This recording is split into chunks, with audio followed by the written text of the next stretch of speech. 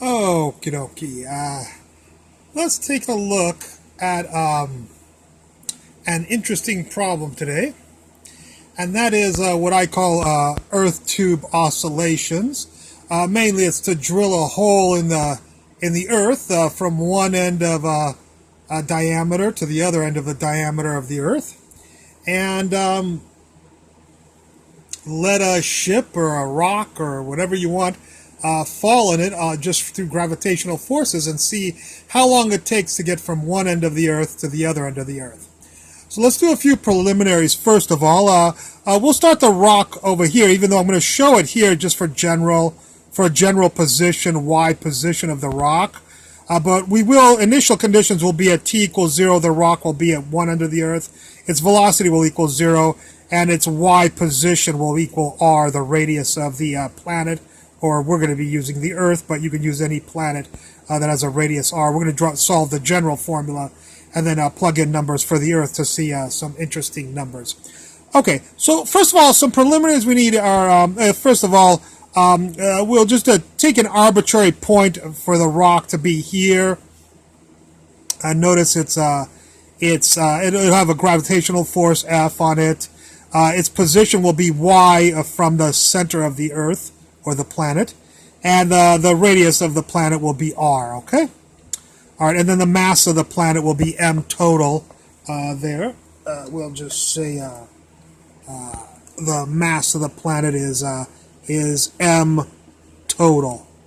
Right there will be the mass of the planet or star or black hole, whatever you want to define it as. Okay, so the total mass of the planet is equal to the density of the planet, assuming it's a uniform density, of course, times the total volume total. And so the total mass of the planet is the density of the planet times 4/3 pi radius of the planet cubed. We'll solve for the density right there. Rho equals, just scoot everybody over, 3 mass total of the planet, 4 pi r planet cubed. What we want to know, though, is this is being affected by Newton's law, of course, or Gauss's law, if you will, only by the matter that's inside inside this green. When the ship or rock that's falling through the tube is here, it's not going to be affected by the outside mass of the planet. It's only going to be affected by this little part of the planet inside. What we'll say is the mass of y. I call it mass of y. So it's a spherical mass of the position y of the rock or ship or whatever train that's going through the center of the Earth. So what is the mass inside here? Well, it's equal to the density times the volume of this little planet inside the main planet, the volume sub y. Well, the density we have right here, it's 3m total. We'll take these people, plug them in here, and we get there for the total, for the density. The volume of this little planet, of course, will be 4/3 pi y cubed, because it only has a radius of y for this little mass right here.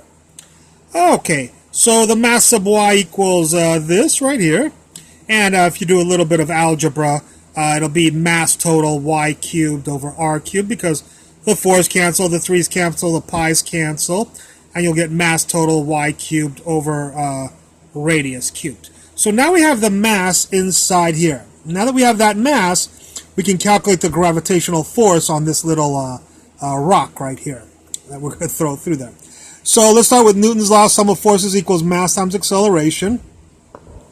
Of course, that will be the sum of forces in the y direction and the acceleration in the y direction. And so the gravitational force is the only force on it, and here it's pointing downwards, of course. And so we'll get negative g, which we'll see later on is the gravitational constant. The mass that's inside here, not the total mass, but the mass where the rock is my. The mass of the rock divided by the distance from the center to the rock that you threw down the tube or that you dropped down the tube squared. There's your gravitational force on this rock. That equals the mass of the rock times the acceleration of the rock in the y direction. Well, we know the negative, the g, the m's cancel here. The y squared is right here, so the only thing we have to take care of is the mass y, and mass y we already calculated right down here. It's an m total. Sorry, let's shed a little bit of light there. It's m total y cubed over r cubed. So m total y cubed over r cubed is my, and there's the ay right there. So we've accounted for everybody. Let's cancel the y cubed with the y squared. We'll get a y, and we'll change the ay to y double dot. Of course, this is a differential equation. These are all constants. The g is a constant, mass total of the planet is a constant, and the radius total of the planet is a constant. So we can scoot this over. We'll get this differential equation, second order, of course. And we'll just call g mass total over r total cubed.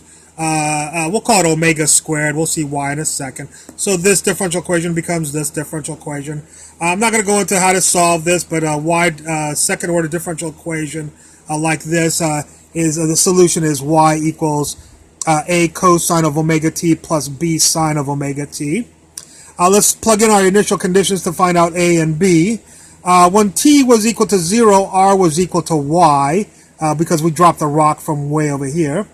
So stick an r into there and stick a 0 into t's right there. And sine of 0 is 0, so this is gone. This is $1. $1 times a is a, and this is r according to this. So r equals a. So a equals r right there. Let's take the derivative of this. So this will be y dot with respect to time, of course. Y dot equals negative r omega sine omega t plus b omega cosine omega t. So there's the derivative of this, but the derivative y dot, of course, is the velocity. And so we have another initial condition, and I told you you're going to drop the rock, not throw it. So t equals 0, v was equal, the velocity was equal to 0 of the rock. So I wrote right here, t equals 0, velocity equals 0, which is y dot equals 0.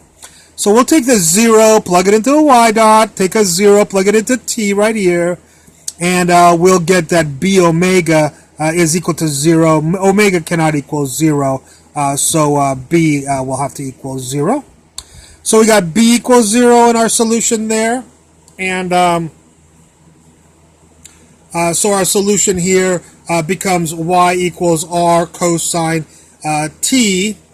And then for the omega, of course, I popped in the square root of g mass total divided by r cubed.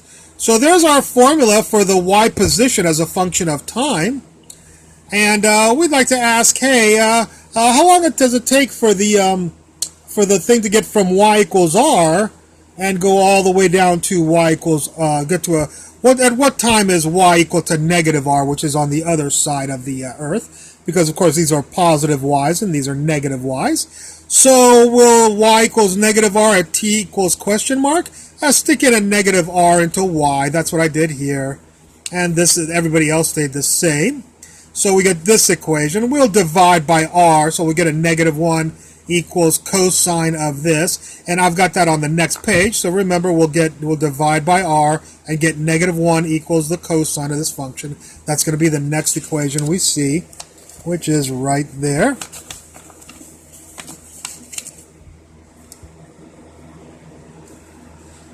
Sorry, got moved a little bit. Alrighty. So I told you we were going to get a negative 1 equals cosine of this. Take the inverse cosine of negative 1, you'll get pi. And of course, you'll just get this right here. So we can solve this. You could solve this on a calculator computer thing in this format too. I just figured I'll make it a little bit nicer like this. And there's our equation. And let's plug in the stuff that we know. G, there's a gravitational constant, 6.67 times 10 to the minus 11. The mass of, we'll do it for the Earth. You can do it for the Sun or the Jupiter, whatever you want, a black hole. But we're going to do it for the Earth, so we see some interesting things about the Earth. And the mass of the Earth is about 6 times 10 to the 24 kilograms. The radius of the Earth is about 6.4 times 10 to the 6 meters. And so now that we know G, M, and R, we'll plug those in there. The t is the only variable. We can solve for t, algebra or with a computer, and we get t equals 2,543 seconds, which, if you change the minutes, is about 42 minutes, right there. So if you want to go from one end of the Earth to the other end of the Earth along some sort of diameter, it'll take you about 42 minutes from the North Pole to the South Pole, approximately, as a first order calculation. Okay, now we're going to see something even more interesting, I think, than that problem, and that is to wonder, okay, well, we just did a tube that goes from the North Pole to the South Pole. What would happen if we, and by the way, in all this problem, we're assuming that the Earth is not spinning and there's no moon or a sun or whatever, any kind of other gravitational forces, and that it has, of course, a uniform density. But what we wonder is, what were to happen if we didn't drill it right from the North Pole to the South Pole, but we drove it a little bit off of the diameter? You know, it was not quite a diameter. If I drop a rock here, if we drill a hole here and drop a rock here, how long will it take to get over to here? Well, again, from the North Pole to the South Pole, it'll take 42 minutes. So a lot of people might say, oh, it'll take less time to get from here to here. It turns out that's not true, and we're about to prove that right here. In fact, it'll turn out to be that no matter what tube you drill inside the Earth, no matter how small the tube is, even 2 miles long or thousands of kilometers long or whatever, 500 miles or 500 meters, it'll always take 42 minutes. And as incredible as that seems, let's see how we can prove that. So let's do this problem where we drill a hole off center from the Earth, not going through the center of the Earth. It's over here. Well, of course, we're gonna have to do the same thing. Here's the rock in a arbitrary position, y position. We'll call the distance from here to here y. That's the distance from here to here is y. We'll make the little Earth inside, the little mass inside, because this particle only cares about the gravity of the Earth inside. It doesn't care about the gravity on the outside of the little surface. When it's here, it worries about all of the Earth. But when it's here, it's only worried about this much, and when it's here, it's only worried about a smaller mass. So we need to know the mass inside of here. Well, we'll call this distance L this time. And if we call this distance L, then of course this distance is L. And I wrote that right here. This distance is L, but this distance is Y. Right there is Y. And we'll call this guy right here Mr. Theta right there. And here he is, Mr. Theta. And so from this picture, of course, this is a 90-degree angle, y will equal L cosine theta. So I wrote that right here. You might say, why do we label that theta? Well, because we have the gravitational force right here, and this object is moving down the tube. So we don't want this gravitational force. We want to know the gravitational force, a component along the tube. And so if this is theta and this is F, then of course along the tube is F cosine theta by your first semester of university physics. All right, so we have the gravitational force on the rock right here that you dropped from the hole there, and we have y equals L cosine theta. I think we can get started with Newton's law. That's the sum of forces again equals ma(y). So that's negative F cosine theta, that's this force, is equal to the mass times the acceleration in the y direction. This is, of course, the y direction. We set up a coordinate system like this. So this is the y direction. By the way, again, the mass inside here at a radius L is, by the same reasons as we did over here, it's equal to m total L cubed over r cubed. Of course, it's the same difference. Before we had y, it was y cubed over r cubed. Here are the radius of our little chunk of mass inside the Earth is L. So if the radius is L, then it's going to be mass total of the Earth L cubed over r cubed for the same analysis that we had over on the last page. Okay, so I just want to make sure you understand that the little mass of the planet inside is ml, which is mass total L cubed over R cubed. So that's why we say, well, we're here real quickly, we'll say the gravitational force is G mass inside the little planet that the rock is at. The mass of the rock over L squared. There's the cosine theta, and there's the negative, and here's the m and the ay, nothing happened there. And ml, like I said, is these people, so we'll take these people and plug them into there, and that's what I did right here. Everybody else stayed the same, except that I canceled the m's here. The mass of the rock will cancel. Alright, so we get this, and L cubed, L squared becomes L. All of this stuff stayed the same. L cosine theta sounds familiar. Oh, L cosine theta equals Y, according to this picture. So in for L cosine theta, I'll put Mr. Y. Well, AY, of course, is Y double dot, a second time derivative. And does that formula look familiar? Yeah, it looks familiar. It's the exact same formula that we had right here, or right there also. This formula is the same formula that's here.